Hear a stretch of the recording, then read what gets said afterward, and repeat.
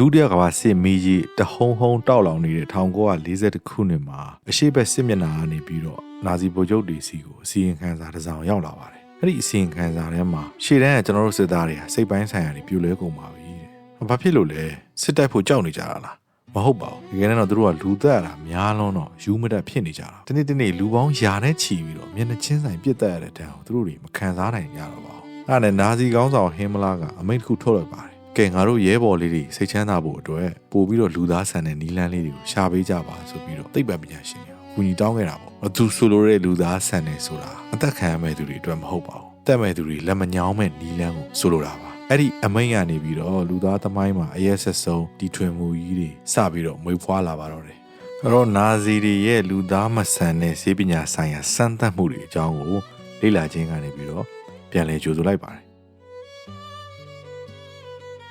်ဒုတိယကမ္ဘာစစ်ကြီးပြီးသွားတဲ့အခါမှာမဟာမိတ်တပ်တွေနဲ့သတင်းတောက်တွေဟာ Auschwitz လို့အချင်းစခန်းတွေမှာရှိတဲ့လူတွေကောင်အပုံလိုက်ကြီးတွေကိုမြင်ပြီးတော့လူတိုင်းရဲ့ရင်ထဲမှာမေးခွန်းတစ်ခုမေးခဲ့ကြပါတယ်။ဘာဖြစ်လို့များလူအချင်းချင်းဒီလောက်ထိရဲရဲဆက်ဆက်လုံနိုင်ခဲ့ကြတာလဲဆိုတဲ့မေးခွန်းပဲဖြစ်ပါတယ်။မေးခွန်းရဲ့အဖြေဟာအများကထင်ထားသလိုရိုးရှင်းတဲ့အဖြေတစ်ခုတော့မဟုတ်ခဲ့ပါဘူး။ကျွန်တော်ဒီဘိုင်းမှာတော့ final solution ကိုနာဇီဂျာမနီတွေဘလို့အကောင့်ထဲပေါ်ခဲ့ကြလဲဆိုတာကိုအတူတကွဆက်ပြီးလေ့လာကြည့်အောင်တကယ်တမ်းပြောရရင်တော့အဲ့ဒီလိုဥရောပတခွင်က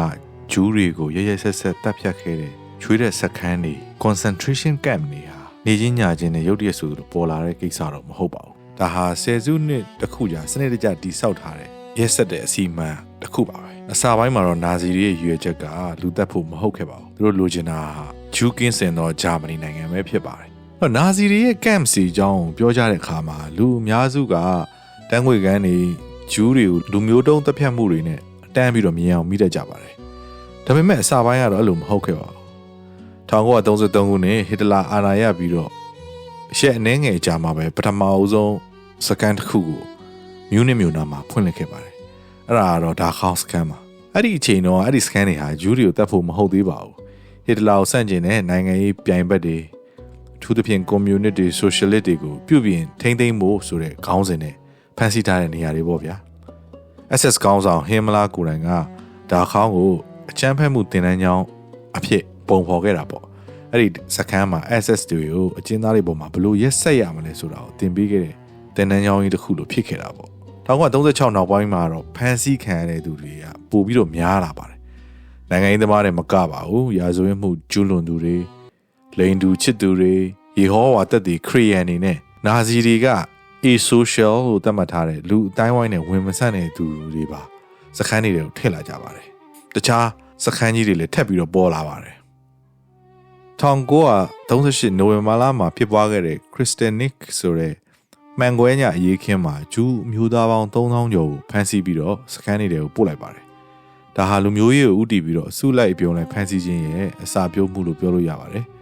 1939ခုနှစ်စစ်ကြီးစဖြစ်တော့မှသာစခန်းတွေရဲ့ပုံစံကလုံးဝပြောင်းလဲသွားပါတယ်။စခန်းတွေကိုပိုလန်နိုင်ငံဘက်အထိတိုးချက်ဆောက်လုပ်လိုက်တယ်။အကျဉ်းသားတွေကိုစစ်လက်နဲ့ထုတ်လုပ်ရေးအတွက်ဂျွန်နီအဖြစ်စေခိုင်းလာတာပေါ့ဗျာ။ဒါဟာ final solution မတိုင်ခင်နာဇီတွေကျင့်သုံးခဲ့တဲ့နည်းလမ်းပါပဲ။အစာမကျွေးဘဲနဲ့မနားရန်ခိုင်းမယ်။တေးရင်အတစ်ထပ်ဖြစ်မယ်။အဲ့ဒီအခြေခံအဆောက်အုံတွေခိုင်မာသွားတဲ့အချိန်ကြမှာသာသူတို့ဟာတန်းငွေကန်းတွေကိုထပ်ဖြည့်ပြီးတော့တုတ်တင်ရေးစခန်းလို့ခေါ်တဲ့ extermination camps တွေအဖြစ်အသွင်ပြောင်းလိုက်ကြတာဖြစ်ပါတယ်။ဒါပေမဲ့မေးစရာရှိတာကဟစ်တလာဟာဘာဖြစ်လို့ဂျူးလူမျိုးတွေကိုဒီလောက်ထိမုန်းတီးနေရတာလဲ။ဘာကြောင့်ဂျာမန်မြေပေါ်ကနေပြီးတော့အပီးတိုင်မောင်းထုတ်ချင်နေရတာလဲဆိုတဲ့အ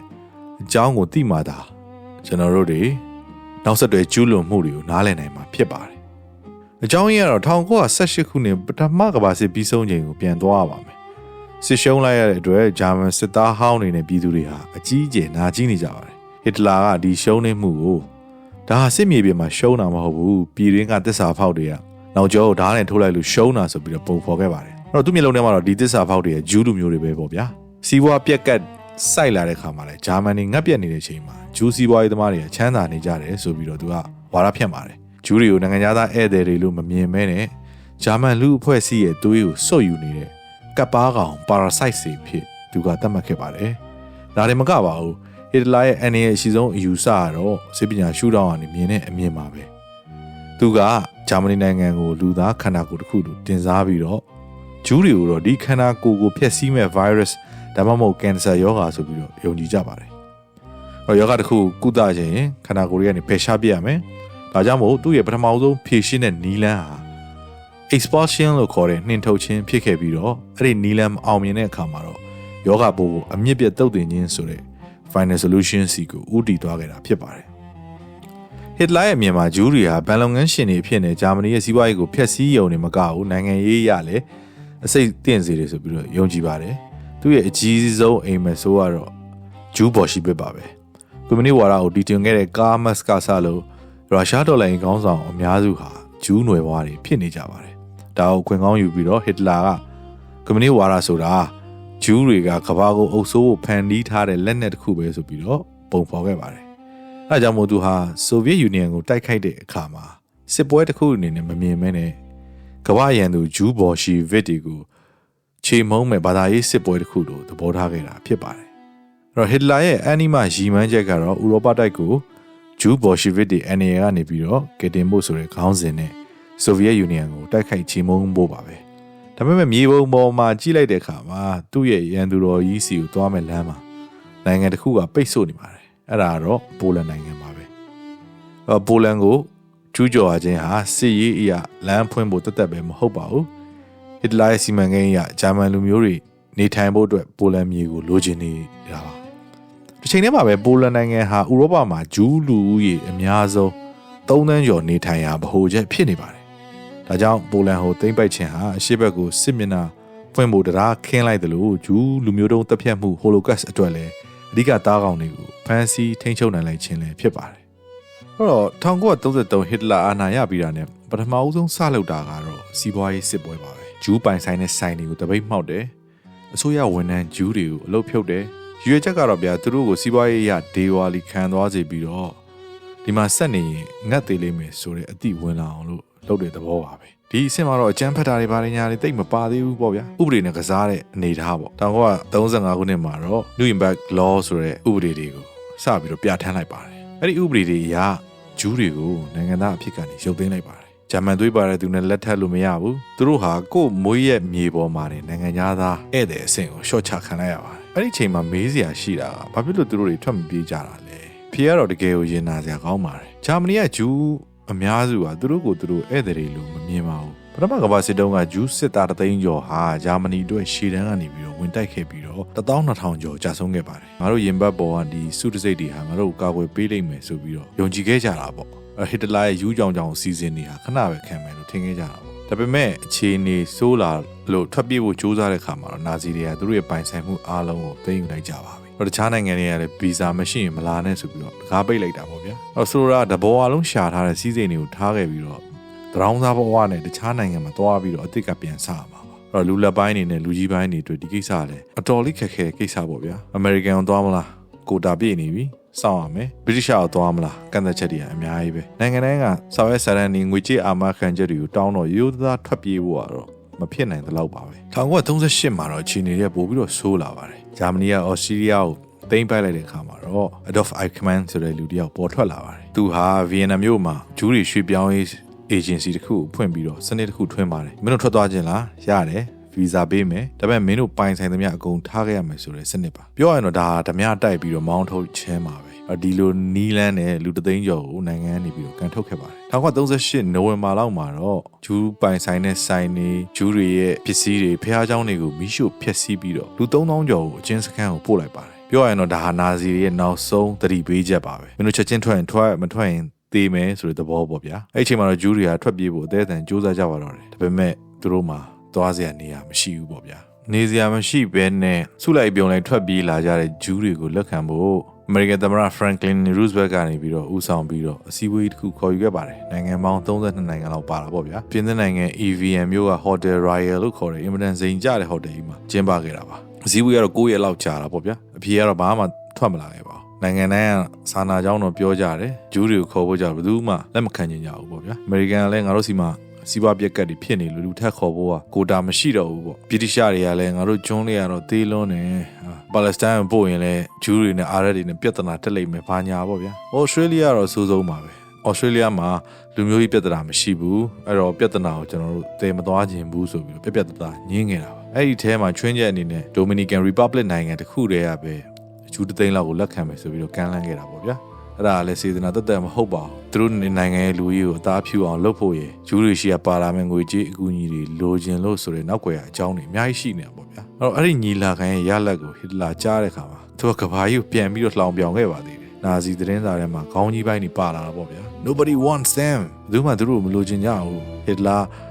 ကြည်စမ်းဒီမိုကရေစီနိုင်ငံကြီးတွေကပါဇက်ကသာလူခွင့်ရေးပြောနေတာတကယ်တမ်းကျတော့သူတို့လည်းဂျူးတွေကိုယွန်းတာငါတို့နဲ့အတူတူပါပဲဆိုပြီးတော့ဝါဒဖြတ်မှုခွင့်ကောင်းရသွားတာပေါ့ဗျာပြောရရင်တော့အဲ့ဒီအစည်းအဝေးကြီးဟာနာဇီတွေကိုပို့ပြီးတော့ရဲတင်းသွားစေခဲ့ပါတယ် EVN ညီလာခံရဲ့ရလဒ်ကဘယ်လောက်ထိဆိုးဝါးတယ်ဆိုတော့သက်သေပြခဲ့တာတော့ St. Louis တင်မော်ကြီးပါပဲ1939မှာဂျူးဒုက္ခသည်900ကျော်ဟာဂျာမနီကနေထွက်ပြေးဖို့အဲ့ဒီတင်မော်ကြီးနဲ့လိုက်ပါလာခဲ့ကြတာပေါ့ဗျာသူတို့ဦးတည်တဲ့နေရာကတော့ American ပြည်ထောင်စုပါတင်မော်ပေါ်လူတွေဟာမိုင်ယာမီကမ်းခြေကမီးရောင်နေဦးတော့လှမ်းမြင်နေရတဲ့အထိသူတို့နီးစပ်ခဲ့ပါတယ်ဒါပေမဲ့လုံးဝကန့်ကွက်ခွင့်မရခဲ့ပါဘူး။ American ကမ်းခြေဆောင်တပ်ဖွဲ့ဟာသင်္ဘောကိုတနက်နဲ့ချင်းချောက်ပြီးတော့မောင်းထုတ်ခဲ့ပါတယ်။သမ္မတ Roosevelt ကိုကျင်းနှန်းရိုက်ပြီးတော့သနာခံတော့လေဘာမှဖက်မလုပ်ပါဘူး။နောက်ဆုံးမှာတော့ဒီသင်္ဘောကြီးဟာမတက်တာတဲ့အဆုံးဥရောပစီကိုပြန်လှည့်သွားပါတော့တယ်။လွတ်လပ်ခွင့်နဲ့လက်တကမ်းအလိုမှာပဲအဲ့ဒီဂျူ900ရဲ့ကံကြမ္မာဟာညှင်းပယ်ခံလိုက်ရတာပါ။သူတို့ပြန်ရောက်သွားပြီးတော့တိတ်မကြခင်မှာပဲဒုတိယကမ္ဘာစစ်ကြီးဖြစ်လာတာပေါ့ဗျာ။အဲ့ဒီခရီးသည်900ကျော်တဲ့က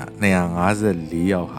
ာနာဇီအကျဉ်းစခန်းတွေထဲမှာအသက်ခံခဲ့ရပါတယ်။အကယ်၍သာအဲ့ဒီနေရာအမေရိကန်ပြည်ထောင်စုအားသ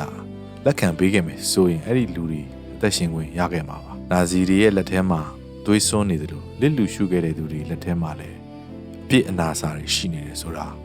ကျွန်တော်တို့မမေ့သင့်ပါဘူး။1939စစ်ဖြစ်လာပြီးတော့ပိုလန်ကိုဂျာမနီတွေတိမ့်လိုက်တဲ့ခါမှာပြဿနာပိုကြီးသွားပါတယ်။ဂျာမနီလက်ထဲမှာဂျူးဒုက္ခတွေ2တန်းလောက်ထပ်တိုးလာပါတယ်။မောင်းထုတ်လို့လည်းမရတော့ဘူး။နာဇီကောင်းဆောင်တွေဟာနယ်မြေတစ်ခုမှာတွားဆုထားမယ်ဆိုပြီးတော့ဖြေရှာကြတာပေါ့ဗျာပထမတစ်ခုကတော့ပိုလန်နိုင်ငံစိန်တော်ကြီးတစ်ခုထဲမှာဂျူးဘေးမဲ့တော်ဆိုပြီးတော့လှုပ်ဖို့ပါပဲဒါပေမဲ့သေယူပို့ဆောင်ရေးခက်ခဲလုံးတော့ပြတ်သွားတာပေါ့ဗျာအဲ့ဒါနဲ့နောက်ထပ်အကြံတစ်ခုပေါ်လာတယ်အဲ့ဒါကတော့မာဒါဂတ်စကာပလန်ပါယုံချင်မှယုံမှာဂျူး4သန်းလောက်ကိုတင်မောတွေနဲ့တင်ပြီးတော့အာဖရိကတိုက်နာကမာဒါဂတ်စကာကျွန်းကိုပို့ဖို့တကယ်ကိုစီစဉ်ခဲ့ကြပါတယ်အဲ့ဒီကျွန်းကို SS တပ်ဖွဲ့တွေကအုပ်ချုပ်မယ်အေယာမအချင်းစခန်းကြီးစူပါဂက်တိုကြီးတစ်ခုလှုပ်ပစ်ဖို့ပါပဲဒါပေမဲ့ပင်လယ်ပြင်မှာဗြိတိရှရေတပ်ကိုမကြော်နိုင်တာကြောင့်အဲ့ဒီအစီအစဉ်လေးပျက်စီးသွားခဲ့ရပါတယ်အဲ့တော့အဲ့လိုပို့စရာနေရာမရှိတော့တဲ့ဂျူးတွေကိုသူတို့ဟာမြို့ကြီးတွေရဲ့ရက်ကွက်ကျင်းချင်းလေးတွေထဲမှာတတိုင်းခတ်ပြီးတော့စုပြုံထားလိုက်ပါတယ်အဲ့ဒါကိုတော့အများသိကြတဲ့အတိုင်းဂက်တိုလို့ခေါ်တာပေါ့ဗျာအဲ့ဒီဂက်တိုတွေဟာနေစရာပေးထားတာမဟုတ်ဘူးတေမဲ့အချိန်ကိုစောင့်ခိုင်းထားတဲ့သဘောပါပဲဂျူးတွေကိုစာရေးစာဖြတ်တောက်ပြီးတော့တဘာဝအတိုင်းယောဂထူပြောပြီးတော့တေဆုံးအောင်လို့လှုပ်ဆောင်ခဲ့တာပါဒါပေမဲ့1941ဇွန်လမှာဟစ်တလာကရုရှားကိုဝင်တိုက်လိုက်တဲ့အချိန်မှာတော့စစ်ပွဲကပို့ပြီးတော့ကျန်းလာတယ်လို့ဂျူးတွေကိုရှင်းလဲမဲ့နီးလန်းရတယ်ကျန်းတန်းလာပါတယ်အစပိုင်းမှာနာဇီတွေရဲ့လူတက်တဲ့နီးဟာဘာနီးပညာမှမပါပါဘူးတကယ်ကိုလှေကြီးတို့ရိုးရိုးပါပဲရက်ဆက်ကြမ်းကြုတ်မှုတက်ပဲဗျာဂျာမန်တပ်မကြီးတွေရဲ့နောက်မှာ Isaac Grubin လို့ခေါ်တဲ့အ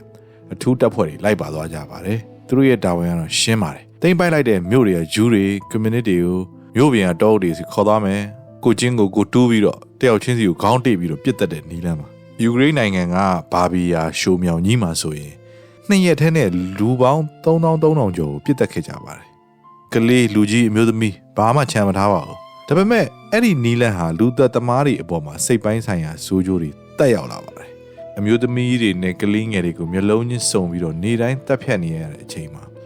SS စစ်သားတွေဟာအရက်ဆွဲလာတာပေါ့ဗျာစိတ်ဖောက်ပြန်လာကြတယ်စစ်တပ်ကနေထွက်ပြေးတယ်ကိုတက်သေးတဲ့နှုံးတွေလည်းများလာတယ် SS ကောင်းဆောင်ဟင်းမလားကိုတိုင်းလူသက်ပွဲတစ်ခုကိုတွားကြည့်ပြီးတဲ့အချိန်မှာဘလို့မအောင်မခံနိုင်မနဲ့ပြုတ်ကျင်အန်ဂျင်စိတ်တွေဖြစ်လာတာပေါ့ဗျာငါစစ်သားတွေအတွက်ဒီထက်ပိုပြီးတော့တန်ရှင်းတဲ့စိတ်ဒဏ်ရာမရတဲ့လူတန်နီလိုအပ်တယ်ဆိုပြီးတော့သူတွေးမိသွားတာပေါ့အဲ့ဒီအတွေးကနေပြီးတော့စီးပညာနဲ့ဓာတုဗေဒကိုအလွဲသုံးစားလုံးမဲ့တက်ဖြတ်ချင်းနေစီကိုလမ်းဖွင့်ပေးလိုက်တာဖြစ်ပါတယ်1941အောက်တိုဘာလမှာတော့ဂျူးတွေကိုနိုင်ငံခြားထွက်ခွာခွင့်လုံးဝပိတ်လိုက်ပါတော့တယ်အဓိပ္ပာယ်ကတော့မင်းတို့ဘယ်မှသွားစရာမလိုတော့ဘူးဒီမှာပဲတည်ရမယ်ဆိုတဲ့အဓိပ္ပာယ်ပါပဲ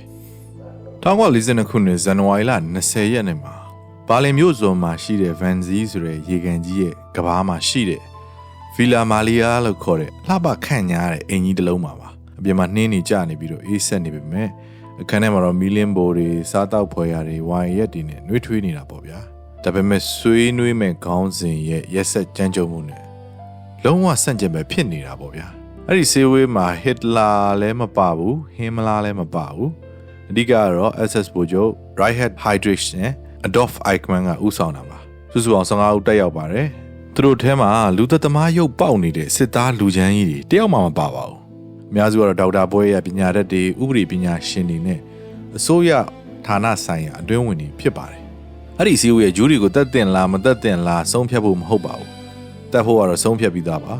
အဲ့တော့ဒီပွဲရဲ့ရွေချက်ကတော့ဂျူးတွေကိုတက်ဖြတ်တဲ့နေရာမှာဝန်ကြီးဌာနတွေအားလုံး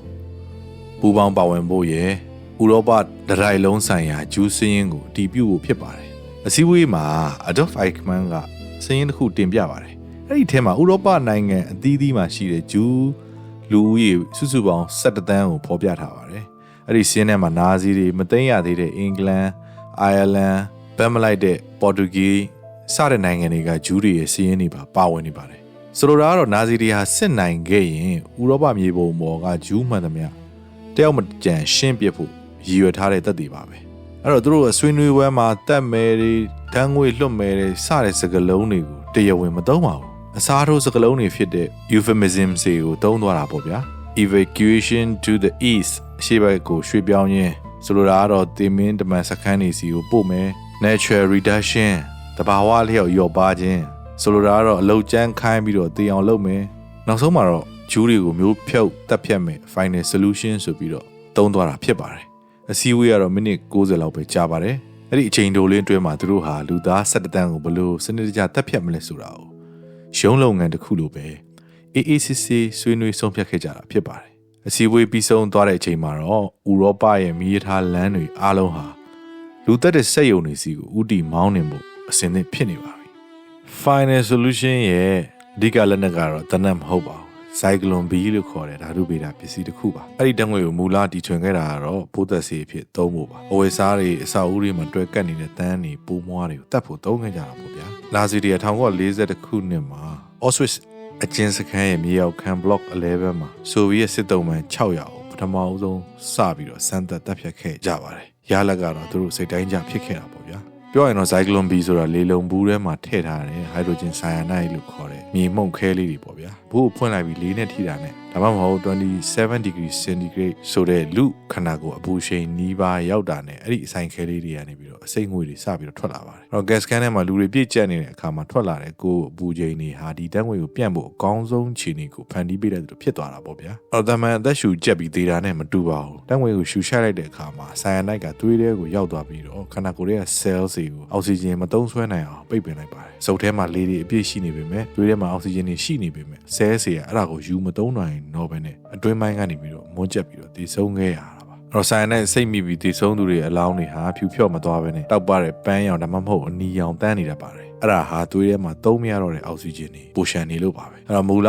Cyclone B ထုတ်လုပ်တော့မတော်တဆရှူမိမှာဆိုးတဲ့အတွက်ကြောင့်မို့အနံပြင်းပြင်းတစ်ခုကိုထည့်ပြီးတော့ထုတ်လုပ်ထားပါတယ်ဒါပေမဲ့ SS တက်ဖွဲ့ကစက်ရုံတွေကိုလူတွေသတိမထားမိအောင်အနံ့မပါတဲ့အစိတ်တွေကိုထုတ်ပေးဖို့ညွှန်ကြားခဲ့ပါတယ်အဲ့ gas can ထဲမှာ order တွေတိတ်သွားဖို့ဟာ15မိနစ်ကနေမိနစ်20လောက်ကြာပါတယ်တကားပြန်ဖွင့်ကြည့်လိုက်တဲ့အခါမှာအလောင်းတွေဟာတကားဝမှာပုံနေလေးရှိပါတယ်ဘာဖြစ်လို့လဲဆိုတော့ဒေဂန်ဒီအချိန်ထိအသက်ရှင်လို့ဇောနဲ့တကားကိုအလူရဲ့တွန်းဖွင့်ဖို့စူးစမ်းခဲ့ကြလို့ပါအဆိုးရွားဆုံးကံကြမ္မာကတော့ Cyclone B ကိုတီထွင်ခဲ့တဲ့ဓာတုဗေဒပညာရှင် Fritz Haber ဟာဂျူးလူမျိုးတယောက်ဖြစ်နေခြင်းပါပဲသူတီထွင်ခဲ့တဲ့ပိုးသက်ဆေးနဲ့ပဲသူ့ရဲ့ဆွေမျိုးသားချင်းတွေကိုပြန်ပြီးအသက်ခံခဲ့ရတာသမိုင်းရဲ့နာကျင်စရာအကောင်းဆုံးလောင်ပြုံမှုတစ်ခုပဲလို့ပြောလို့ရပါတယ်အဲ့ဒီအမိတ်အတီးဖြစ်သွားတဲ့နောက်ပိုင်းမှာတော့ဥရောပတဝန်းလုံးကဂျူးတွေဟာနာဇီဂျာမနီတွေဖွင့်ထားတဲ့ကျွေးတဲ့စခန်းတွေအလုပ်စခန်းတွေကိုနီးပေါင်းစုံနဲ့တဖွဲဖွဲရောက်လာပါတော့တယ်အဲ့ဒါလိုဥရောပရဲ့နေရာပေါင်းစုံကနေပြီးတော့ကြက်ညက်သိပ်တဲ့ယထာတွေနဲ့ရောက်လာကြတယ်တနာစရာကောင်းတဲ့ဂျူးလူမျိုးတွေဟာကမ်ကိုရောက်တာနဲ့သူတို့ကိုငရေကန်းကြီးတစ်ခုကစောင့်ကြိုနေမယ်ဆိုတာသူတို့မသိခဲ့ပါဘူးအဲ့ဒီငရေကန်းရဲ့တကားဝမှာစောင့်ကြိုနေတဲ့သူကတော့ဆရာဝန်ပါပဲအဲ့တော့ယထာပေါ်ဆင်းလာတဲ့သူတိုင်းဟာဆရာဝန်ရှိမှဖြတ်တန်းရတာပေါ့ဗျာဆရာဝန်ကတစ်ချက်ကြည့်ပြီးတော့ဆုံးဖြတ်တယ်ဘယ်ဘက်ကိုသွားမှာညာဘက်ကိုသွားမှာတစ်ဖက်ကတော့ gas can ထဲကိုတန်းဝင်ရမယ်လမ်းပေါ့ဗျာနောက်တစ်ဖက်ကတော့အလုတ်ကျန်းလုပ်ရမယ်လမ်းပေါ့အလုံးမလုံးနိုင်တဲ့ကလေးငယ်တွေတက်ကြီးရွယ်တွေနဲ့ကိုဝင်ဆောင်တွေကိုဆရာဝန်ကတေးမဲ့လမ်းဘက်ကိုလက်ညှိုးထိုးပြီးတော့ပို့လိုက်ပါတယ် ဆေးပညာပွဲရထားတဲ့သူတယောက်မျက်တောင်မခတ်ဖဲနဲ့လူတက်မဲ့ဆုံးဖြတ်ချက်ကိုစက္ကန့်ပိုင်းအတွင်းချမှတ်နေတာဟာနာဇီဆေးပညာရဲ့ညဉ့်ညမ်းလွန်းတဲ့အခိုက်အတန့်တွေပါပဲအဲ့နေရာမှာလူတယောက်ရဲ့အသက်တန်ဖိုးဟာအဲ့ဒီဆရာဝန်ရဲ့လက်ညှိုးလေးတစ်ချက်လှုပ်ရှားမှုပုံမှာပဲမူတည်ပါတယ်ဒါပေမဲ့အဲ့ဒီဆရာဝန်ကြီးရှာနေတာနောက်ထပ်တစ်မျိုးရှိပါသေးတယ်လူအုပ်ထဲမှာပုံကွယ်နေတဲ့ထူးခြားတဲ့မျိုးရိုးဗီဇပိုင်ရှင်တွေအထူးသဖြင့်လက်ချင်းချိတ်ထားတဲ့အမွှာလေးတွေပေါ့ဗျာအဲ့တော့ final solution ကအစုလိုက်ပြောင်းလိုက်တက်ဖြတ်ခြင်းဆိုရင်နောက်လာမယ့်အပိုင်းကတော့လူသားမျိုးနွယ်ပေါ်မှာကျူးလွန်နေတဲ့သိပ္ပံနည်းကြအရေးကန်းတွေအကြောင်းဖြစ်ပါတယ်အားလုံးပဲကျွန်တော်တို့နောက်ပိုင်းမှာပြန်လည်ဆုံတွေ့ကြပါမယ်ဗီဒီယိုလေးကိုကြိုက်တယ်ဆိုရင်တော့ like and subscribe လေးချီးမြှင့်ခဲ့ပါအောင်လို့ဒီနေ့ကပဲတောင်းဆိုလိုက်ပါတယ်